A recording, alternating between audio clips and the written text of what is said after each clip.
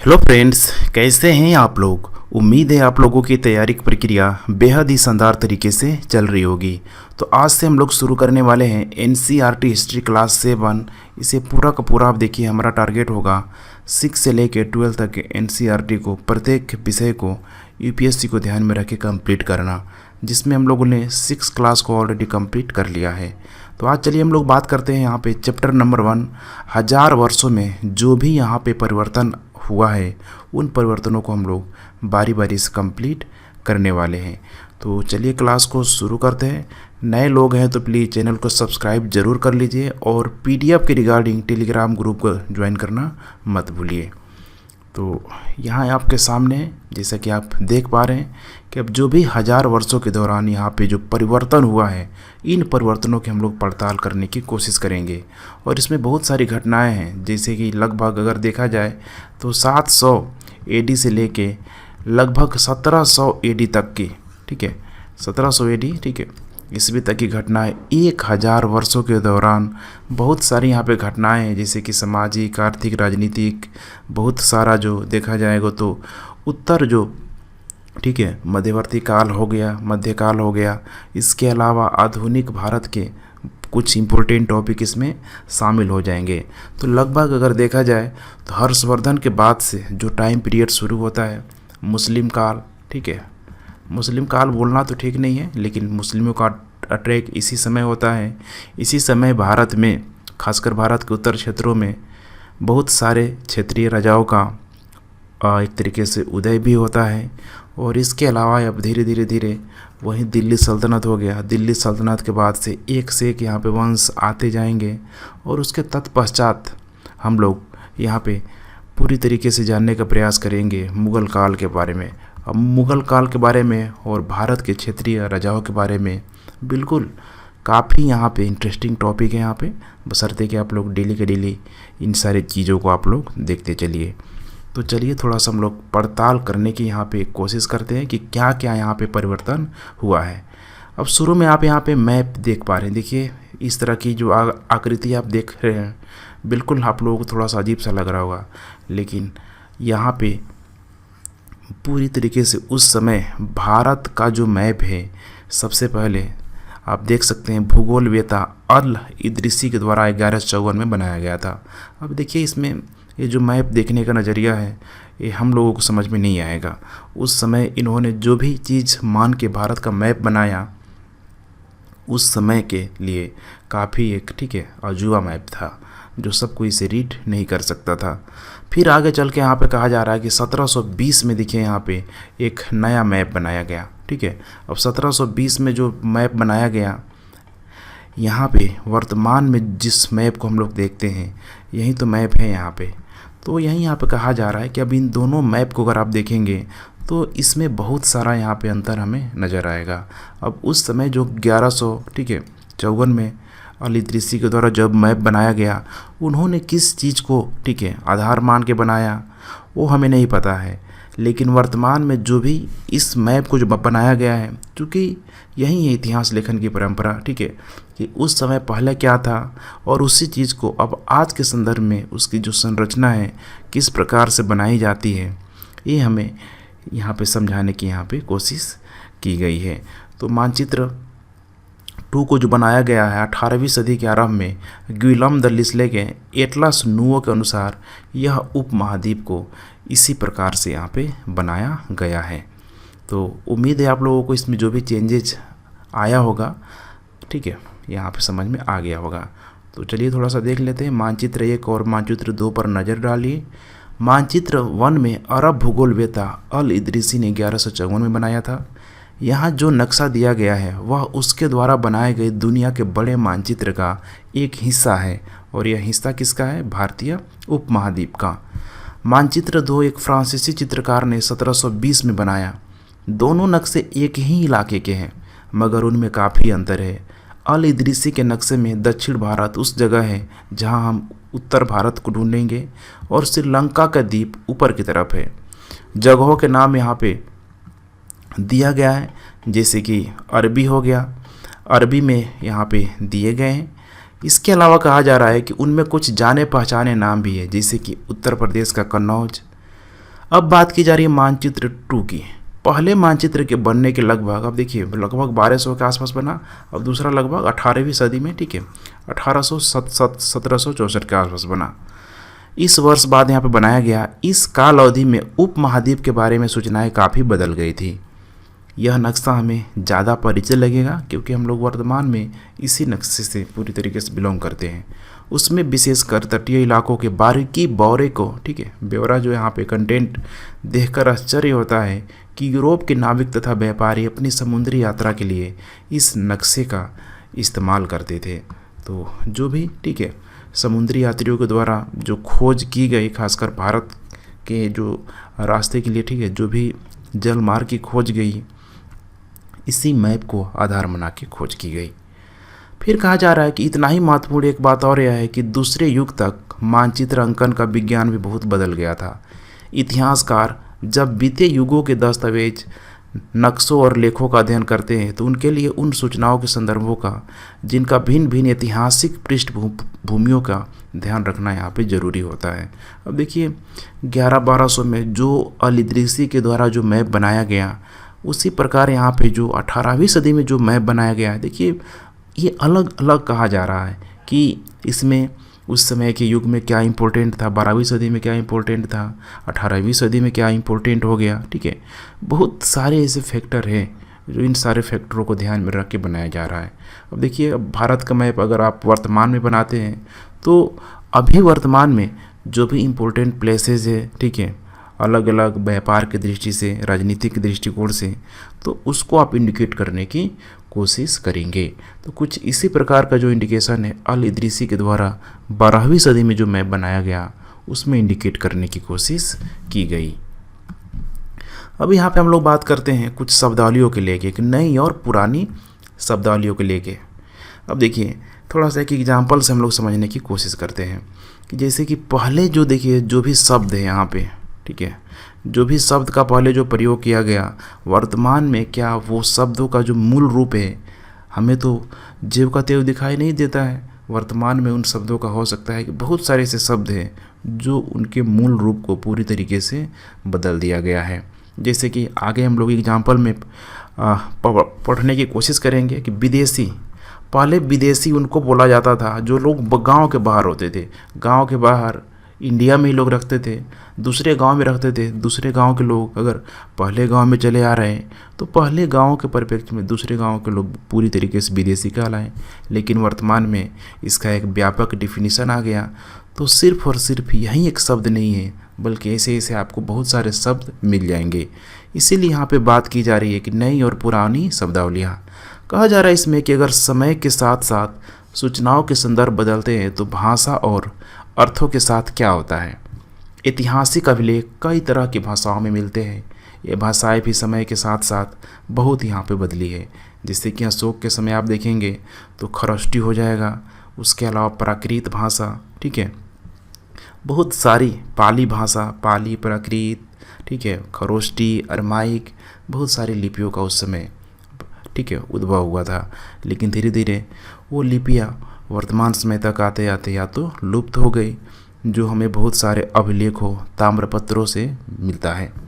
उदाहरण के लिए मध्य युग की फारसी हो गया, आधुनिक फारसी भाषा से भिन्न है। यह भिन्नता सिर्फ व्याकरण और शब्द भंडार में ही नहीं आई है, समय के साथ शब्दों के अर्थ में भी यहाँ पे बदल जाते हैं, ठीक है, डिफिनीशन भी चेंज यहाँ पे हो ही जाता है। जैसे कि यहाँ पे एक और उदाहरण के लेके बात किया जा रहा है कि हिंदुस्तान, यहाँ पे अब हिंदुस्तान अगर आज बोला जाए तो पूरे जो भारत का जो मैप है, ठीक है, इसको हिंदुस्तान बोला जाएगा। लेकिन 13वीं सदी में सोचिए कि जब फारसी के इतिहासकार मिन्हाज सिराज ने हिंदुस्तान शब्द का प्रयोग किया था तो उस समय उसका आशय पंजाब, हरियाणा, गंगा यमुना के बीच, माने उत्तर पश्चिम भारत की तरफ, और उसके अलावा भारत का जो मैदानी इलाका है पूरा, जो उत्तर प्रदेश हो गया, बिहार हो गया, इसके बीच जो भी इलाका था उसको उसने हिंदुस्तान का नाम दिया था। उसने इस शब्द का राजनीतिक अर्थ में उन इलाकों के इस्तेमाल किया जो दिल्ली के सुल्तान के अधिकार क्षेत्र में आते थे। दिल्ली सल्तनत आगे हम लोग पढ़ेंगे तो जानेंगे। उत्तर भारत में खासकर अलाउद्दीन खिलजी के समय एक अच्छा खासा जो क्षेत्र था उन मुस्लिमों को हाथों में आ चुका था। सल्तनत के प्रसार के साथ साथ इस शब्द के अंतर्गत आने वाले क्षेत्र भी बढ़ते गए, लेकिन हिंदुस्तान शब्द में दक्षिण भारत का समावेश उस समय कभी नहीं हुआ था। सोचिए, उस समय हुआ ही नहीं था। दिल्ली सल्तनत हो गया, ठीक है, ऊपर का ऊपर लगभग प्रायद्वीपीय भारत को छोड़ दे तो यही शब्द के लिए हिंदुस्तान शब्द का प्रयोग होता था। इसके विपरीत 16वीं सदी के आरंभ में बाबर ने हिंदुस्तान शब्द का प्रयोग इस महाद्वीप के भूगोल, पशु पक्षियों और यहाँ के निवासियों की संस्कृति का वर्णन करने के लिए किया गया। सोचिए, कौन कर रहा है? बाबर। मुगल साम्राज्य का कहीं न कहीं अगर जनक के रूप में देखा जाए तो यही बाबर था। बाबर, हुमायूं, अकबर, ये सब क्रम आपको याद होना चाहिए। यह प्रयोग 14वीं सदी के कवि अमीर खुसरो द्वारा प्रयुक्त शब्द हिंद के कुछ समान था, मगर जहां भारत को एक भौगोलिक और सांस्कृतिक सत्व के रूप में पहचाना जा रहा था, वह हिंदुस्तान शब्द से वे राजनीतिक और राष्ट्रीय अर्थ नहीं जुड़े थे जो आज हम जोड़ते थे। बिल्कुल ठीक है, पार्टिकुलर अलग अलग संदर्भ में, इतिहास में इसका प्रयोग होता रहा है। जैसे कि मिनहाज सिराज ने क्या समझा, ठीक है, भारत को लेके, और बाबर ने भारत को लेके माने हिंदुस्तान को लेके क्या समझा, दोनों में अंतर आप लोग अब स्पष्ट कर पाएंगे। फिर नीचे बात की जा रही है कि किसी शब्द का प्रयोग करने के, ठीक है, इतिहासकारों को बहुत यहाँ पे सावधान रहना चाहिए। ऐसा नहीं है कि किसी भी चीज़ के लिए किसी भी शब्द का हम लोग प्रयोग कर लें, क्योंकि अतीत में उन शब्दों के कुछ अलग ही अर्थ थे। उदाहरण के लिए विदेशी, जैसे उस समय सीधा साधा शब्द ही ले लीजिए, हमारे लिए आज इसका अर्थ होता है कि ऐसा व्यक्ति जो भारतीय ना हो। लेकिन मध्य युग में मानो कि किसी गांव में आने वाला कोई भी अनजान व्यक्ति जो उस समाज या संस्कृति का अंग न हो, उस समय विदेशी कहलाता था। ऐसे व्यक्ति को हिंदी में परदेशी या फारसी में अजनबी कहा जा सकता है। इसलिए किसी नगरवासी के लिए वनवासी विदेशी होता था, किंतु एक ही गांव में रहने वाले दो किसान अलग अलग धार्मिक या जाति परंपराओं से जुड़े हुए होने पर भी एक विदेशी नहीं होते थे। जैसे सपोज करिए कि एक विलेज है, ठीक है, दूसरा एक विलेज है। अब यहाँ पे अलग अलग धर्म के लोग अगर मौजूद है तो ये यहाँ पे विदेशी नहीं कहलाएंगे। विदेशी यहाँ पे अगर, ठीक है, यहाँ पे सपोज करिए अगर कोई हिंदू है, यहाँ पे भी सपोज करिए कोई हिंदू है, अगर ये हिंदू, ठीक है, इस इलाके पे आ रहा है तो इस इलाके के लिए वो बिल्कुल विदेशी कहलाएगा। तो इस प्रकार यहाँ पे बताने की कोशिश की जा रही है कि उस समय विदेशी किसे बोला जाता था। अब यहाँ पे बात करते हैं इतिहासकार और उनके स्रोत, ठीक है। अब देखिए, जो भी इतिहास लेखन की जो परंपरा होती है, स्रोत इसमें काफ़ी इम्पोर्टेंट रोल प्ले करते हैं। जब तक के स्रोत ना हो, आप कभी भी इतिहास को आप लिख ही नहीं पाएंगे, समझ ही नहीं पाएंगे, पढ़ ही नहीं पाएंगे। इसीलिए यहाँ पे कहा जा रहा है कि इतिहासकार किस युग का अध्ययन करते हैं और उसकी खोज की प्रकृति क्या है, इसे देखते हुए वे अलग अलग तरह के स्रोतों का सहारा लेते हैं। उदाहरण के लिए, पिछले साल आपने गुप्त वंश के शासकों और हर्षवर्धन के बारे में पढ़ा हुआ था। इस पुस्तक में हम मोटे तौर पर 700 से लेकर 1750 ईस्वी तक लगभग 1000 वर्षों के बारे में हम लोग पढ़ेंगे। अब बिल्कुल घबराने की बात नहीं है, ठीक है। अब यहाँ पे 700 से लेकर जो 1750 तक का जो बात किया जा रहा है, यहाँ पे बिल्कुल संक्षेप में हम लोग देखते चलेंगे। जैसे जैसे आप 9th-10th में जाएंगे फिर ये चीज़ें रिपीट होगी, 11th-12th में जाएंगे फिर ये चीज़ें रिपीट होंगी, जिसके वजह से, ठीक है, जब आप लोग बाद में कंपटीशन की तैयारी के लिए बिल्कुल जब सेलेक्टेड टॉपिक का स्टडी करना शुरू करेंगे तो उसमें यही सारे जो चीज़ है आप लोगों को हेल्प करना शुरू करेगा। तो यहाँ पे आप देख सकते हैं, इस काल के अध्ययन के लिए इतिहासकार जिन स्रोतों का प्रयोग करते हैं उनमें आपको बहुत सी बातें ऐसे मिलेंगी जो पिछले युग से वैसे ही चली आ रही है। इतिहासकार इस काल के बारे में सूचना इकट्ठा करने के लिए अभी भी सिक्कों, शिलालेखों, स्थापत्य तथा लिखित सामग्री पर निर्भर करते हैं। कुल मिला के जो स्रोत हैं, जैसे कि पुरातात्विक स्रोत बोलते हैं, पुरातात्विक स्रोत, इसके अलावा यहाँ पे साहित्यिक स्रोत, ठीक है। अब साहित्यिक स्रोत में जो भी लेखन शैली है, ठीक है, जिसको पढ़ा गया है, सब साहित्यिक स्रोत हो जाते हैं। और जो भी पुरानी स्रोत है, जैसे कि अभिलेख हो गया, मकान हो गया, ठीक है, शिलालेख हो गया, तो इन सारे चीज़ों को हम लोग पुरातात्विक स्रोत बोलते हैं। पर कुछ बातें पहले से काफ़ी भिन्न हैं। इस युग में प्रामाणिक लिखित सामग्रियों की संख्या और विविधता आश्चर्यजनक रूप से बढ़ गई। अब समय है, धीरे धीरे बहुत सारी चीज़ों की खोज हो रही है, तो कंटेंट भी, रिसोर्स भी अधिक हो रहा है। इसके आगे इतिहासकार सूचनाओं के दूसरे स्रोत के आप इसका इस्तेमाल धीरे धीरे कम करने लगे। ठीक है, तो यहाँ पे आप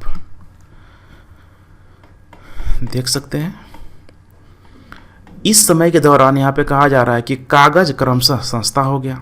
अब सोचिए, जब कागज़ नहीं होता होगा तो लोग क्या करते होंगे, ताड़पत्र होता था, उसमें लोग लिखते थे, कपड़ों में लिखते थे। ठीक है, अब कागज़ आ गया, सस्ता हो गया और बड़े पैमाने पर उपलब्ध भी होने लगा।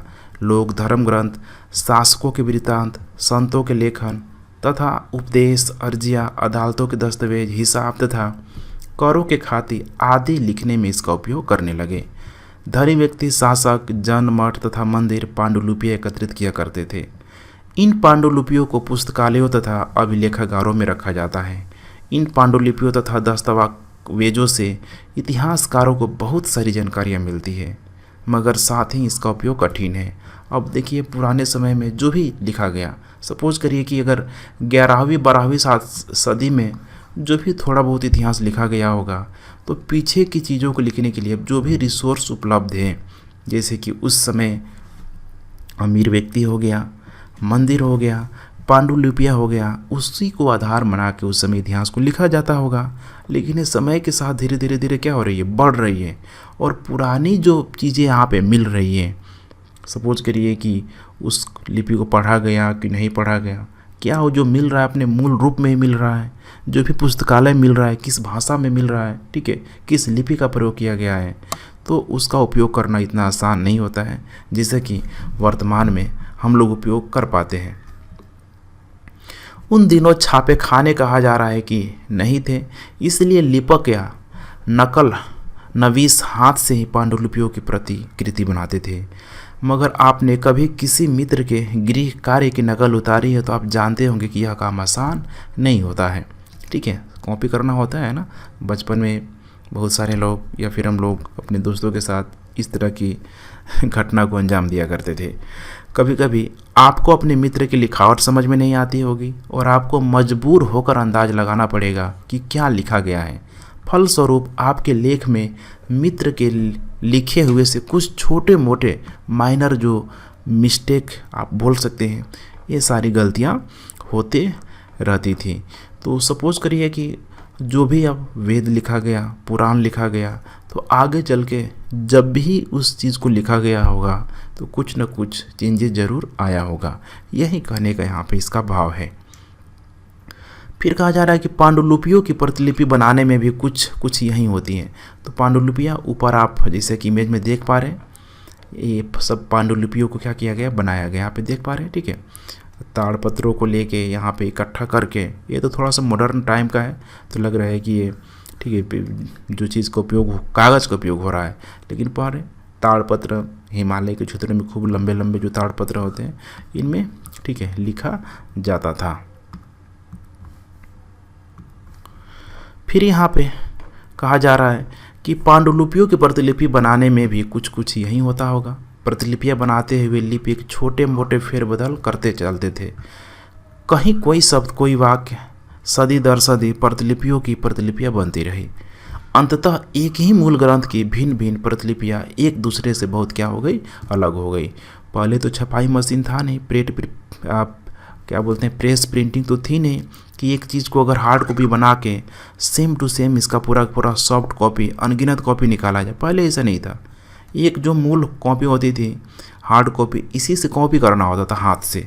तब जब भी इस तरह की दूसरी प्रतिलिपियाँ बनाई जाती थी तो सपोज करिए कुछ न कुछ माइनर मिस्टेक की जो बात की जा रही है यहाँ पे आना तय था और आया भी है। इससे बड़ी गंभीर समस्या उत्पन्न हो गई क्योंकि आज हमें लेखक की मूल पांडुलिपि शायद ही कहीं मिलती है। हमें बाद में लिपिकों द्वारा बनाई गई प्रतिलिपियों पर पूरी तरह निर्भर रहना पड़ता है।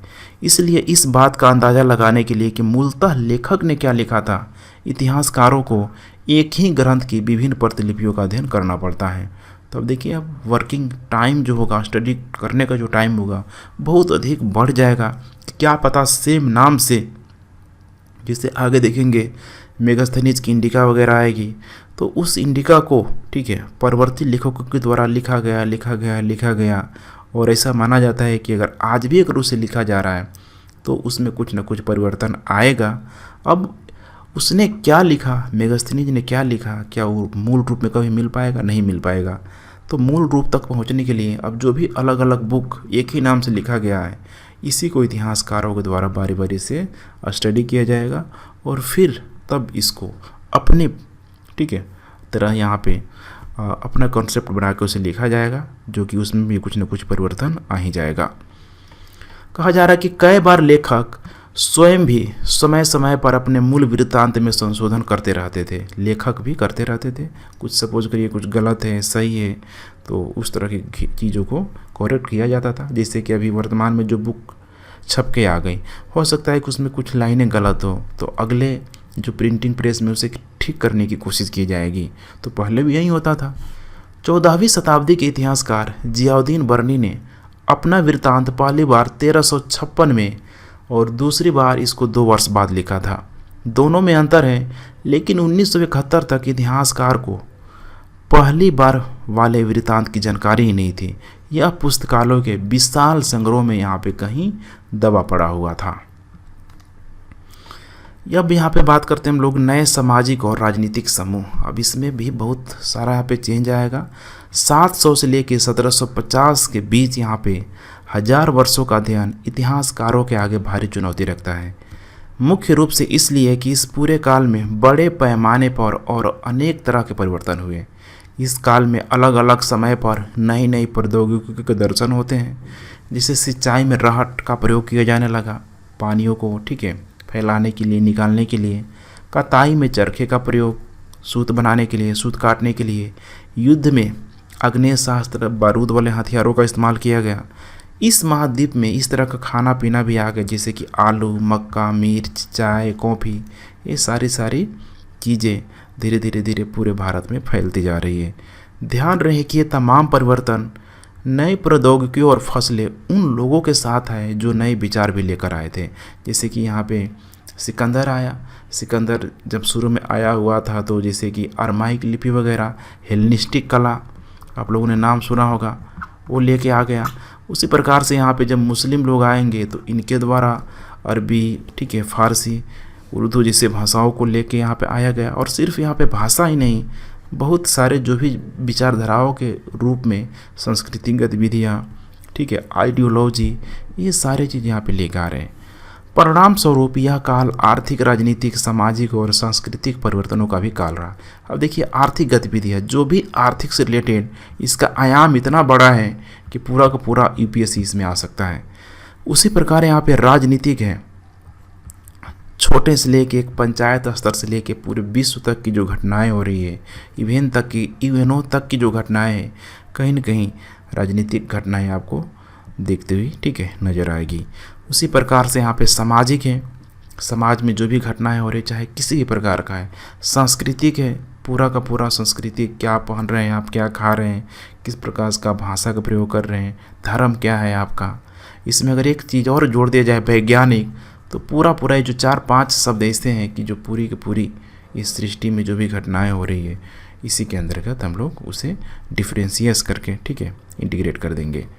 तो कहा जा रहा है कि परिवर्तनों का भी काल रहा। अध्याय 5, 6 और 7 में आप इनमें से कुछ के बारे में जानेंगे।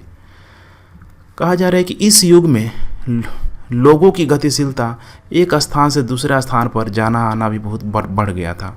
अवसर की तलाश में लोगों के झुंड दूर दूर यात्राएं करने लगे थे। इस उपमहाद्वीप में अपार संपदा और अपना भाग्य गढ़ने के लिए अपार संभावनाएं मौजूद थी। इस काल में जिन समुदायों का, कहा जा रहा है यहाँ पे, महत्व बढ़ा, उनमें से एक समुदाय था राजपूत। ध्यान रखिएगा, राजपूत, ठीक है, क्षत्रिय जिसको बोला जाता है, क्षेत्रीय नहीं, क्षत्रिय, ध्यान रखिएगा, जिसका नाम राजपुत्र अर्थात राजा का पुत्र से निकला हुआ है।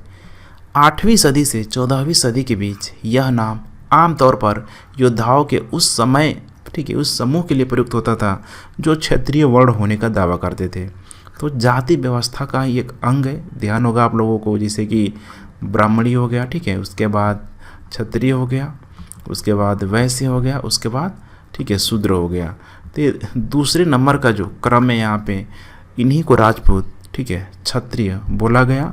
और उस समय ये जो आम धारणा थी कि जो भी ये लोग हैं काफ़ी बलशाली हैं, लोगों की रक्षा करते हैं, युद्ध करते हैं। राजपूत शब्द के अंतर्गत केवल राजा और सामंत वर्ग नहीं थे, बल्कि वे सेनापति और सैनिक भी आते थे जो पूरे उपमहाद्वीप में अलग अलग शासकों की सेनाओं में सेवारत थे। कवि और चारण राजपूतों की आचार संहिता प्रबल पराक्रम और स्वामी भक्ति का गुण करते थे।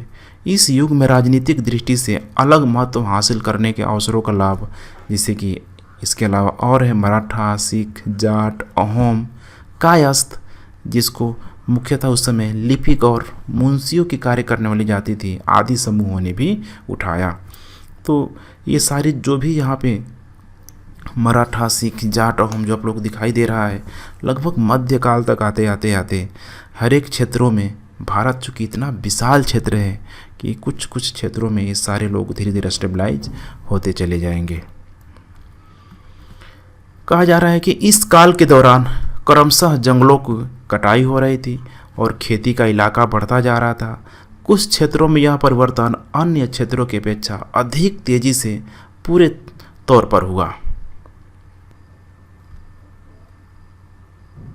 पर्यावास में परिवर्तन के कारण कई वनवासियों को मजबूर होकर अपना स्थान छोड़ना पड़ा। कुछ और वनवासी जमीन की जुताई करने लगे और कृषक बन गए। यहाँ पे अब पर्यावास हो रहा है, ठीक है, प्रवसन जिसको माइग्रेट बोला जाता है।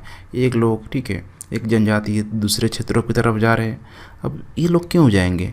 अपनी आवश्यकताओं को, अपने लाइफ स्टाइल, अपने लाइवलीहुड, अपने आजीविका के स्रोत को बेहतर बनाने के लिए। तो बहुत सारे कारण थे, युद्ध वगैरह भी होते थे, इसके वजह से भी माइग्रेट होना पड़ता था। कृषकों के ये नए समूह क्षेत्रीय बाजार, मुखियाओं, पुजारियों, मठों और मंदिरों से प्रभावित होने लगे। वे बड़े और जटिल समाजों के अंग बन गए। उन्हें कर चुकाने पड़ते थे और स्थानीय मालिक वर्ग की बेगारी भी करनी पड़ती थी। परिणाम स्वरूप किसानों के बीच आर्थिक और सामाजिक अंतर उभरने लगे। कुछ के पास ज़्यादा उपजाऊ ज़मीन होती थी, कुछ लोग मवेशी भी पालते थे और कुछ लोग खेती से खाली समय में दस्तकारी आदि का कुछ काम लेते थे। अब इससे क्या हो रहा है, देखिए, जो भी रिप्रेजेंट कर रहा है पूरे लोगों के कार्यों को रिप्रेजेंट कर रहा है कि समाज कितना डाइवर्सिटी मूलक, विविधता मूलक होते जा रहा है हर एक दृष्टिकोण से, धर्म, जाति व्यवस्था, कार्य के दृष्टिकोण से। जैसे जैसे समाज में अंतर बढ़ने लगा, लोग जातियों और उपजातियों में बंटने जाने लगे। देखिए, अभी तक जो जाति की अवधारणा थी, ब्राह्मण, क्षत्रिय, वैश्य और शूद्र, और अभी वर्तमान में क्या है, ब्राह्मण में कई सारी उपजातियाँ, ठीक है, और सिर्फ ब्राह्मण में नहीं, इन चारों की चारों जातियों में इतने सारे उपजाति हैं, जैसे कि आर्टिकल 15 वगैरह आप लोगों ने मूवी देखा होगा, ठीक है। एक ही जाति के अंतर्गत, जैसे ओबीसी है, जो एसपी जाता है बोलता है कि ओबीसी। अब ओबीसी के अंतर्गत कोई बहुत टॉप क्लास का है, बहुत लोअर क्लास का है, मिडिल क्लास का है। तो ये सब भारत में डाइवर्सिटी का और जातीय व्यवस्था का, उपजाति व्यवस्था का बहुत ही एक इतना जटिल जाला जो बुना जा चुका है, जिससे इतनी आसानी से निकला नहीं जा सकता है। फिर बात की जा रही है कि इनकी जो पृष्ठभूमि है, व्यवसाय के आधार पर उन्हें समाज में ऊंचा या नीचा दर्जा दिया जाने लगा। ये दर्जे अस्थायी नहीं थे।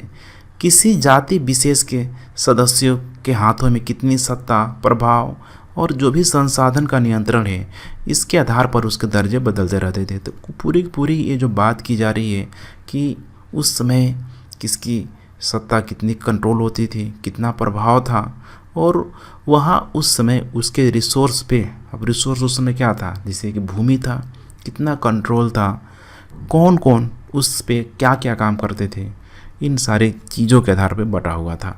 एक ही जाति का किसी क्षेत्र में कोई दर्जा हो सकता था और किसी अन्य क्षेत्र में कोई और, ठीक है। तो बिल्कुल मैं कह रहा हूँ डाइवर्सिटी को रिप्रेजेंट करता था। अपने सदस्यों के व्यवहार का नियंत्रण करने के लिए जातियाँ स्वयं अपने लिए नियम बनाती थी। इन नियमों का पालन जाति के बड़े बुजुर्गों की एक सभा करवाती थी, जिसे कुछ इलाकों में जाति पंचायत कहा जाता था। लेकिन जातियों को अपने निवास के गांवों के रीति रिवाजों का पालन भी करना पड़ता था। इसके अलावा कई गांवों पर मुखियाओं का शासन होता था। मिल मिलाकर वे किसी राज्य की एक छोटी इकाई भर होती थी। तो ऊपर देखिए यहाँ पे अब जाति पंचायत व्यवस्था होती थी और इसकी जो सबसे छोटी इकाई कहा जा रहा है कि राज्य की जो सबसे छोटी इकाई भरे होती थी।